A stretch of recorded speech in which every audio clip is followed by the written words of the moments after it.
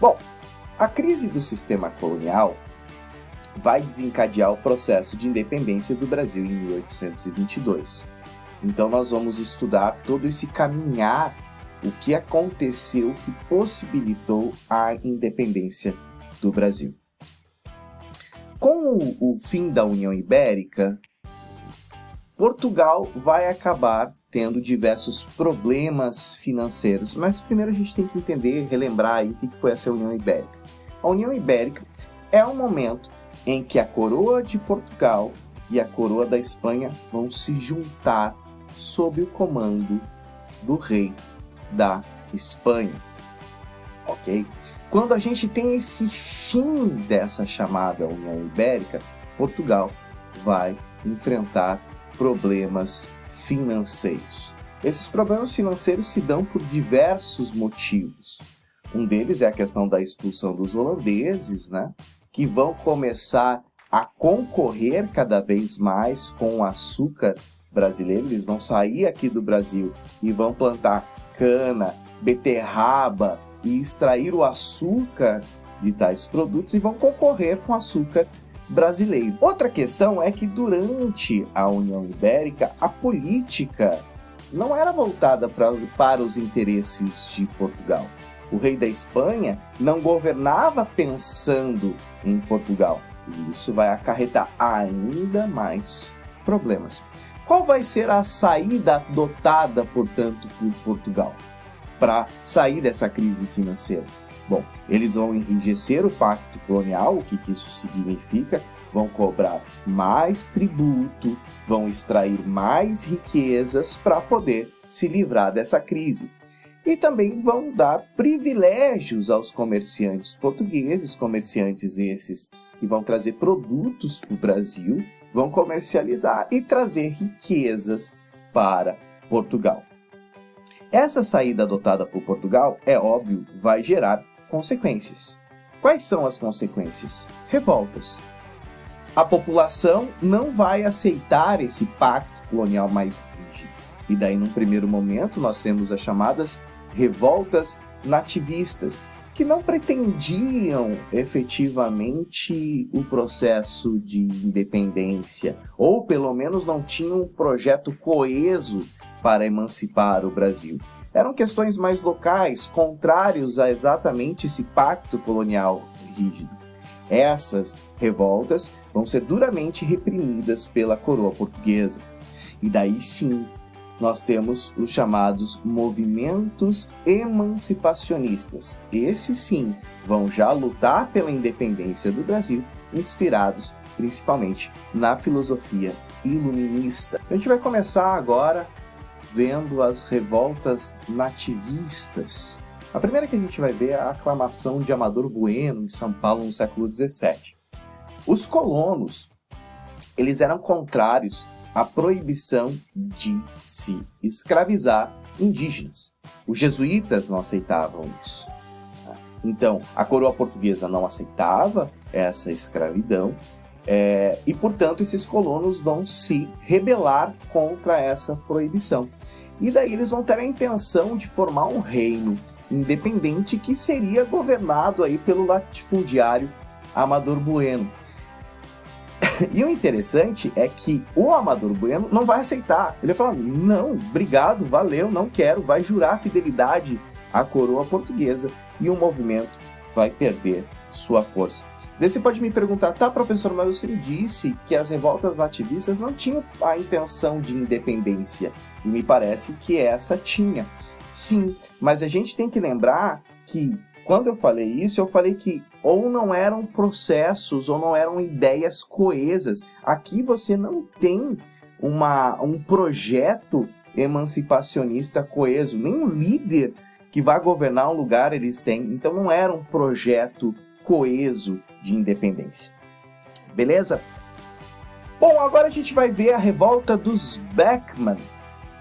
A revolta dos Beckman vai acontecer lá no Maranhão. E, de novo, a gente tem a questão da escravidão dos índios. Os colonos não concordavam com a questão de não se poder escravizar índios e tinha um problema que o custo da mão de obra do escravo africano era muito alto. Para tentar resolver a situação, a coroa portuguesa vai criar a Companhia de Comércio do Estado do Maranhão. Essa companhia vai ser criada em Portugal por comerciantes portugueses que vão ficar responsáveis por atender a demanda de escravos locais e gêneros alimentícios. Então eles vão ficar responsáveis por trazer escravo, por trazer gêneros alimentícios e vão ficar preocupados aí em manter um preço equilibrado. Só que não é isso que vai acontecer. Os preços vão ficar altos dos produtos e vai faltar produto.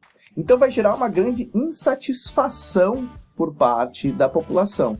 Até que então o fazendeiro Manuel Beckman, seu irmão Thomas Beckman e Jorge Sampaio Carvalho vão decidir ir para a ação e derrubar o governo local. E vão destituir do poder o governador Francisco de Sá Menezes. E vão criar uma junta governativa que vai aí coordenar, administrar essa região ali do Maranhão.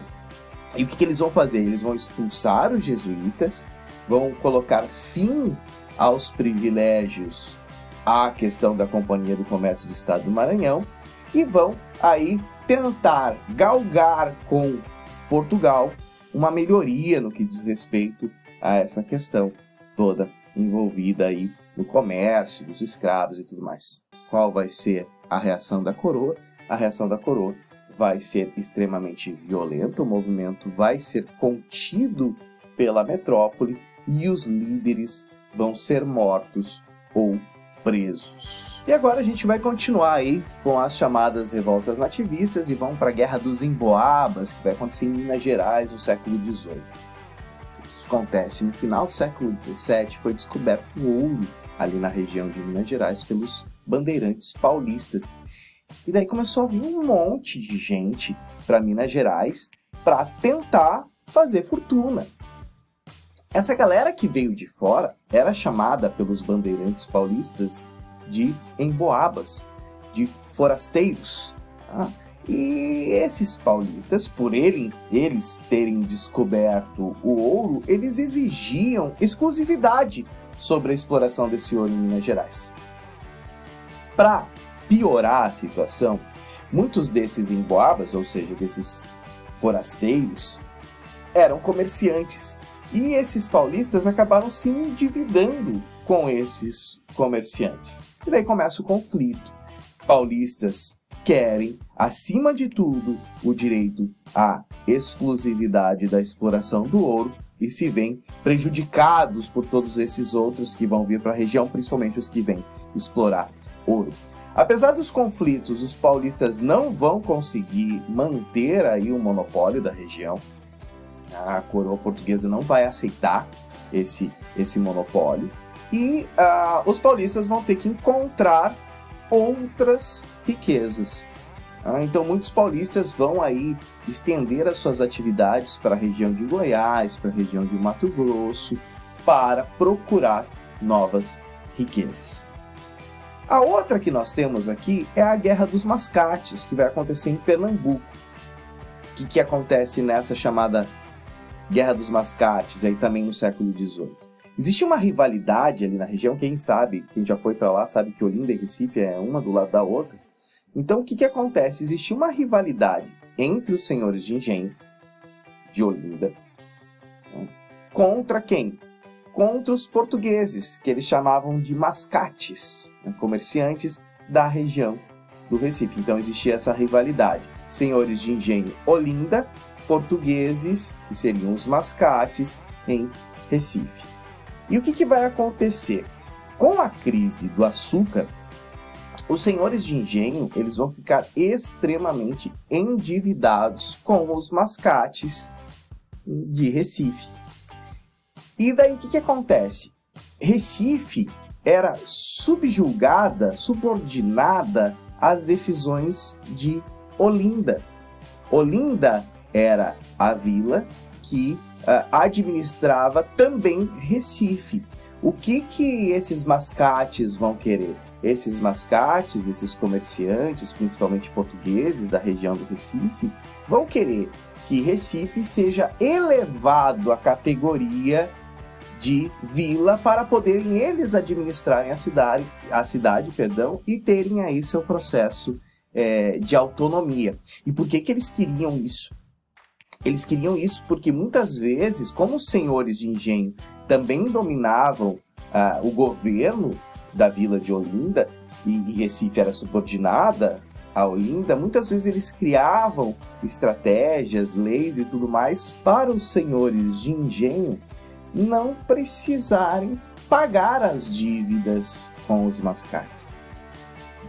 Então, o que vai acontecer? Esses senhores de engenho de Olinda não vão aceitar isso, não vão aceitar o fato de Recife ser elevada à categoria de vila e vão se colocar contra essa decisão da coroa. A coroa, portanto, decide elevar Recife à categoria de vila e o conflito vai começar porque os senhores de engenho não vão aceitar. Bom, os revoltosos vão ser contidos, os senhores de engenho de Olinda vão perder essa batalha e Recife vai manter a sua autonomia e vai ter preservada aí a categoria de vila. E por último, nós temos aí a revolta de Felipe dos Santos, também em Minas Gerais. Essa revolta vai ocorrer devido a impostos cobrados sobre a mineração. Você tinha as casas de fundição, que eram responsáveis lá pela cobrança do quinto, 20% da produção do ouro da região. E daí, ricos mineradores, chefiados aí pelo Felipe dos Santos, exigiam o fim dessas casas de fundição. Por quê? Porque eles diziam que esse imposto cobrado, né, de 20% era muito alto e acusavam as casas de fundição de cobrarem muitas vezes mais do que os 20%. Então eles vão se rebelar, chefiados aí, né, pelo Felipe dos Santos, lembrando que quem que vai se rebelar, principalmente mineradores ricos da região. E o que vai acontecer? A rebelião vai ser contida e Felipe dos Santos foi morto e esquartejado como uma demonstração de força por parte da coroa, dizendo, olha, tá vendo o que acontece com quem vai se meter a brigar com a gente aqui de Portugal? Deixando aí o recado dado. Pois bem, a gente viu nessas revoltas nativistas que o governo português, ele reprimiu de forma bastante violenta tais movimentos e sempre atendeu às intenções dos portugueses que estavam aqui, não atendeu à demanda dos colonos, não tentou resolver o problema dos colonos. E o fato da coroa portuguesa ter reprimido de forma tão violenta essas revoltas vai acarretar a questão dos movimentos de emancipação. Esse é um dos motivos. Não querem escutar a gente? Então, firmeza. Então, vamos lutar pela independência. É claro que esse vai ser um dos fatores, porque terão outros fatores envolvidos que a gente vai ver logo mais. Valeu, galera. Um beijo, um queijo, até mais. Tchau!